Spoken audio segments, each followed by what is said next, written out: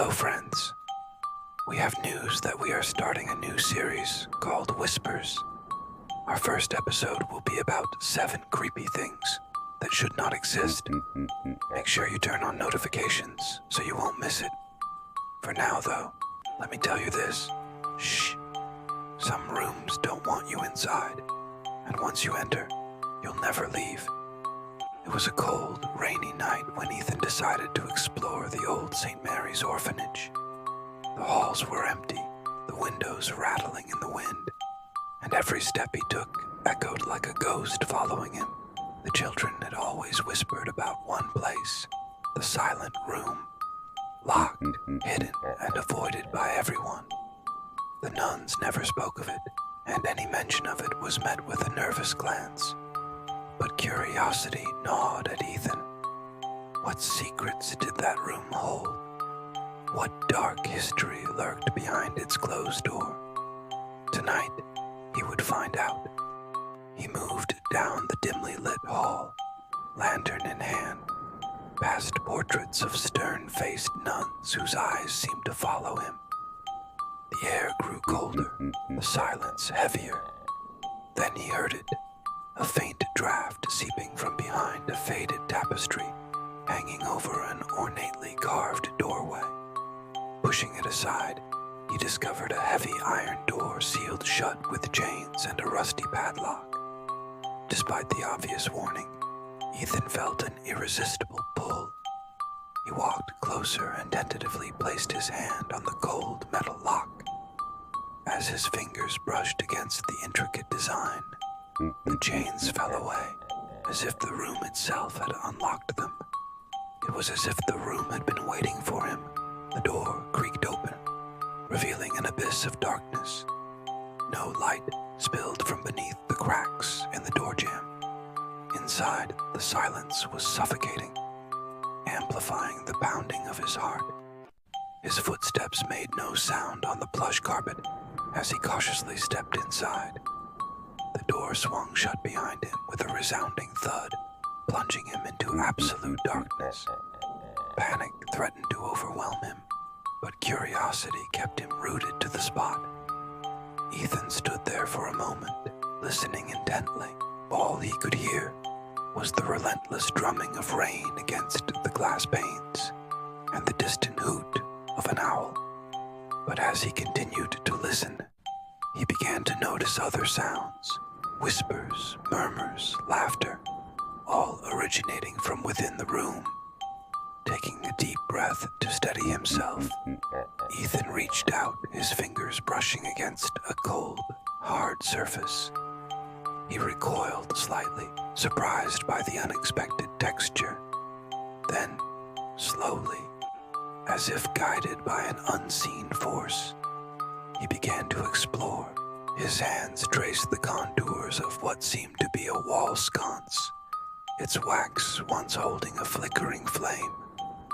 Next, his fingers encountered a tall, narrow object with a beveled edge.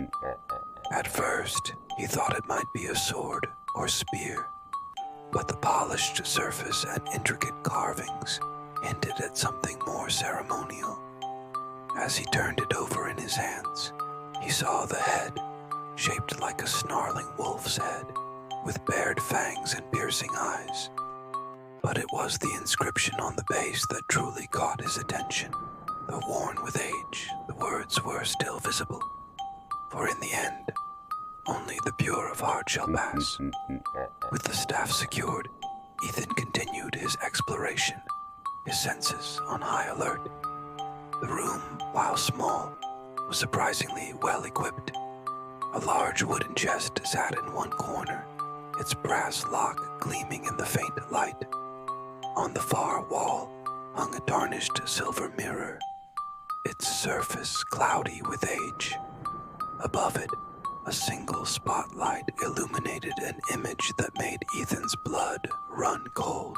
It was a drawing of a woman, her face obscured by a veil, but her piercing gaze intense and unsettling. But what truly captivated Ethan's attention was the figure kneeling at her feet.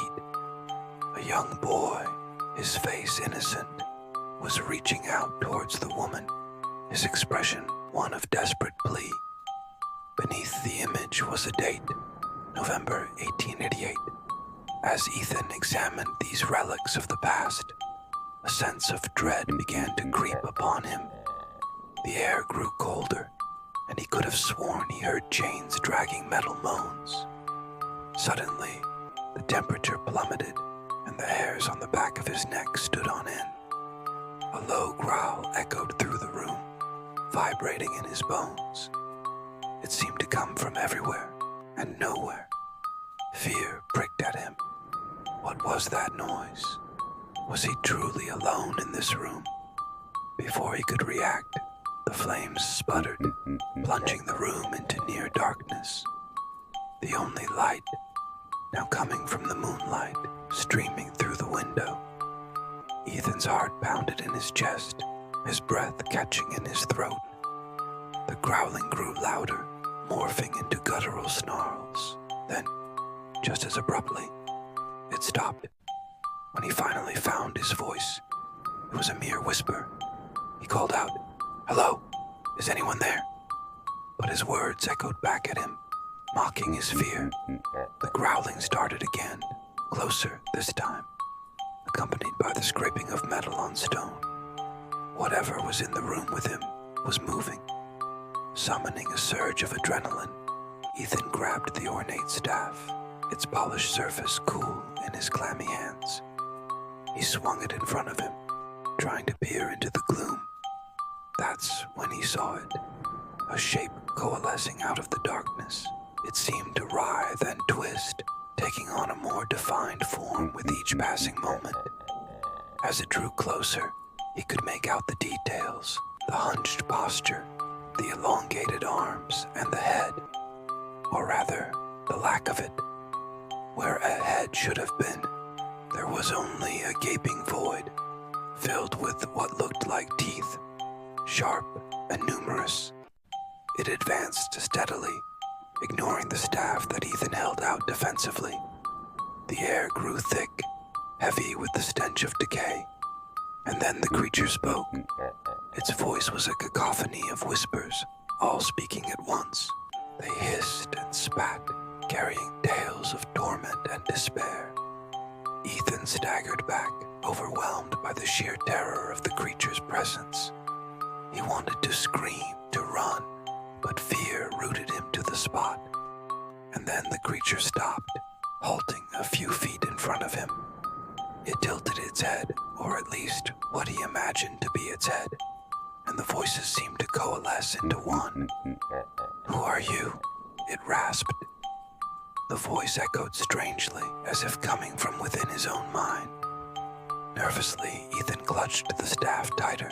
"I'm Ethan," he managed to stammer out, surprised by his own bravery. "And you are?" The creature tilted its head again, and the cacophony of whispers erupted once more, this time laced with amusement. "We are many," the voice hissed, "and we are one. You may call us the Forgotten, the castaways of this realm, bound to this place by pain and despair.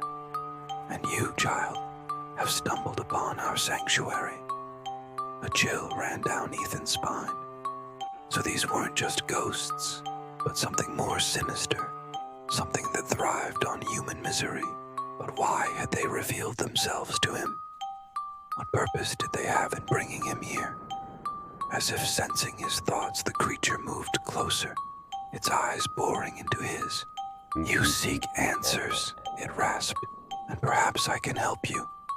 But it comes at a price." Ethan hesitated.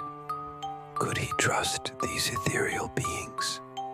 And what exactly did they want from him? Then he remembered the mirror, the one with the strange inscription, and the veiled woman's haunting gaze. Could this forgotten room hold the key to understanding the mystery of the orphanage and the town's forgotten past? But before he could reply, the forgotten ones began to fade, their forms dissolving into wisps of smoke. "Find the heart of echoes," the lead voice rasped. "Therein lies the truth. But beware, child. The path is fraught with peril, and the price of knowledge is steep. And with that, they vanished, leaving Ethan in the eerie silence of the forgotten room. Now, you must understand, this isn't just any old orphanage. This is the infamous Blackwood Manor, which in real life has seen more than its fair share of paranormal investigators. When they first entered the house, they noticed that some of the mirrors inside had strange inscriptions written in Gaelic. These readings would later translate to say, "Beware those who have passed through this door, for they cannot rest."